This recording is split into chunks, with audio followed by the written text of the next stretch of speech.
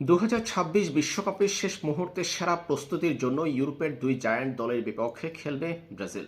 ব্রাজিলের এমন সম্ভাবনার কথা আগে শোনা গিয়েছিল। এবার confederation of Brazil football CBF চূড়ান্ত করেছে মার্সে ফিফার উইন্ডোতে ব্রাজিলের পরবর্তী দুই ম্যাচের সময়সূচি এবং প্রতিপক্ষ।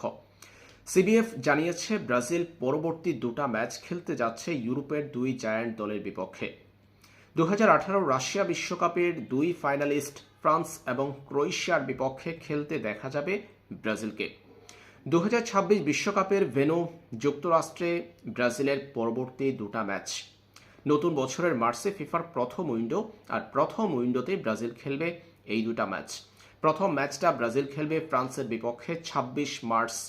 বোস্টনে অনুষ্ঠিত হবে ব্রাজিলের ম্যাচ। এরপর ব্রাজিলের পরবর্তী ম্যাচটি অনুষ্ঠিত হবে 31 মার্চ, সেটা অনুষ্ঠিত হবে অরল্যান্ডোতে। এই দুটা ম্যাচ ব্রাজিলের বিশ্বকাপের প্রস্তুতির অংশ।